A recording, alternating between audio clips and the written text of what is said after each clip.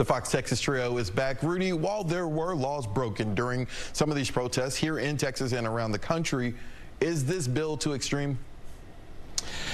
No, Stephen, I think what we're seeing is a call to have some real consequences, to borrow Greg's word, to acting out, not just speaking out. In a way, it's about the third law. I'm not talking about a law that you're going to find in a courtroom, but the one given to us by Sir Isaac Newton. For every action, there is an equal and opposite reaction. Now, there's some real political science application to the issue is, and there's my word. On a serious note, even here in Austin, people are just getting tired of seeing judicial slaps on the wrist and excuses for those who break the law. But under the current conditions, this deportation bill from Van Dyne will probably go the way of the Laken-Riley Act. That's the bill which would require the detention and removal of illegal aliens who commit crimes. It cleared the House in March with the help of 3 Texas Democrats, Allred, Cuellar, and Gonzalez. But it's notable that 170 House Democrats voted against that bill, and it got blocked by Democrats in the Senate. So right now it looks like, here's my theory, extremism plus political rhetoric still equals gridlock. Greg, is this just red meat for the base? Absolutely red meat, but it's also legitimate representation. I frankly don't know how many foreign students actually participated in the campus protests, but I do know the ones that did are first and foremost guests in this country. I don't think I'm going too far out on a limb to suggest a majority of Americans believe any guest in their home, their business, or their schools, for that matter, who choose to destroy property, abuse others, or simply misbehave should be subject to immediate eviction, expulsion, and legal sanction if necessary.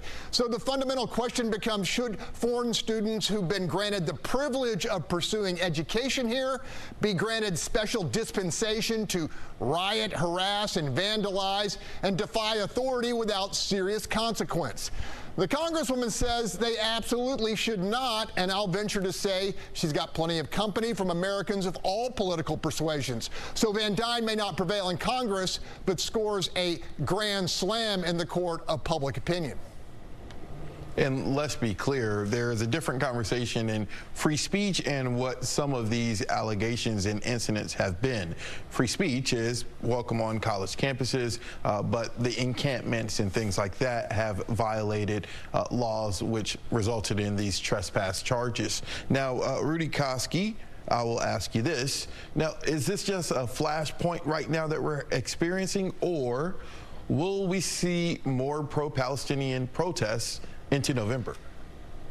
Yeah, you know, Stephen, just to throw back to Greg, what he said, I like that word that he used, guest. That's also a good, strong, powerful word for what's going on here, and something to remember. It's also important to understand, regardless of where you stand in any protest rally, the battle could end right now if Hamas turns over the hostages, ends right now by stop firing missiles into Israel, and ends if the leaders of this terror group surrenders.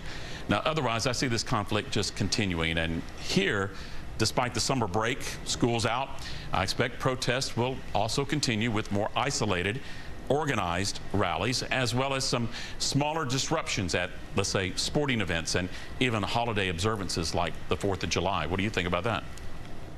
I was about to say, and this pivots perfectly to Greg, with it getting ready to be graduation. I know the University of Texas graduation is this weekend, and other large colleges.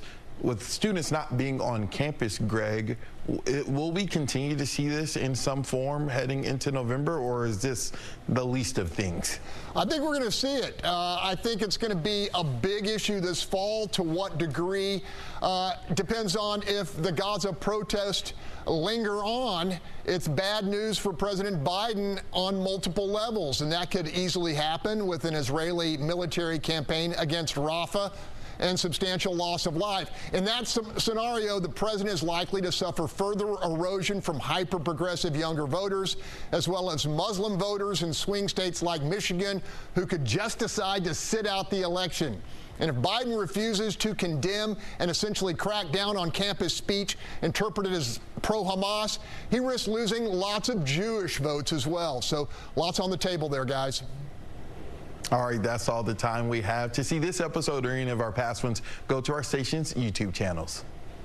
Keep the conversation going by interacting with us on social media. And we'll be back next week with another hot button political topic. Until then, don't forget to let us know what you think the issue is.